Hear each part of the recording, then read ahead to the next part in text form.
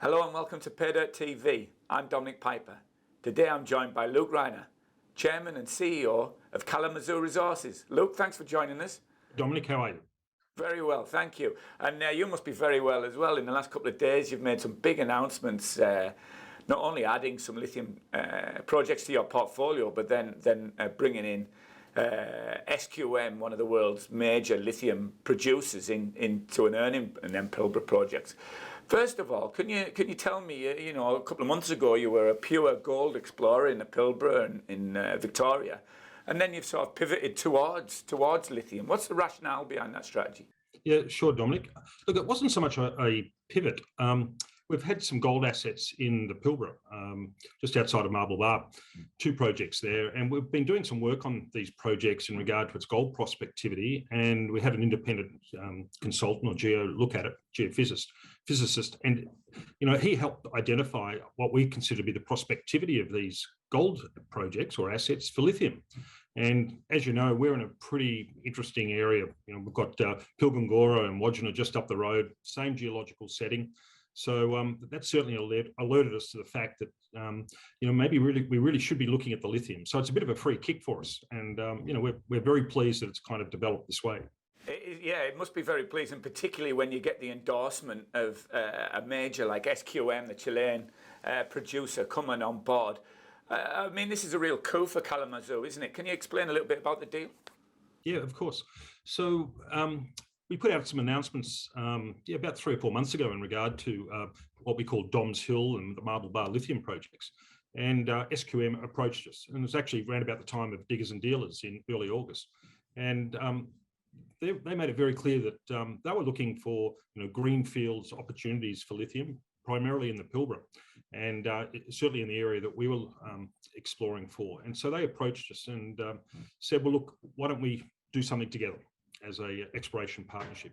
Now that's been terrific for us because, as you've said, SQM, second largest lithium producer in the world. They are currently here in Australia. They've got a JV with Wesfarmers at the Mount Holland lithium project and building a processing plant, or about to. So that's there's certainly a major in this area. So it's been a great validation for us that they've come to us. They like our tenure. They want to work with us, and we think it's a terrific opportunity. The deal itself, SQM are going to sole fund up to $12 million worth of exploration over the next couple of years. It can potentially earn 70%, and we think that's a terrific opportunity for us because SQM have made it very clear from day one they're looking for a major tier 1 type project. So if we can be fortunate enough to have that success, and we've got 30% retained interest, well, we'd be very happy. But the other interesting thing about it, Dominic, is that both parties have a first right of refusal over the other party's interest. So if we were to be fortunate enough to find a project or a deposit to develop, but it wasn't a tier 1, well, that puts us in a very good position to actually take 100% control of that project. Luke, let's dive a little bit into the projects themselves. A fantastic name, I should mention as well. Doms Hill sounds like a really good bloke it was named after. It's obviously a hot lithium district with, as you mentioned, Pilbara and Wodgina down the road. But it seems, looking at the presentation, there hasn't been a whole host of lithium exploration there. What's the plan for the project from here? Yeah, you're absolutely right, Dominic. There's been no lithium exploration on our project areas. So what we did, we went back a couple of months ago and looked at some of the old historical soil sampling, and we hit that with what they call a lithium index by way of a portable XRF gun, and that identified what we could see as the potential in that area. So since then, over the last 3 or 4 months, we've done a project-wide soil sampling geochemical program across both projects. More than 8,000 samples have been taken.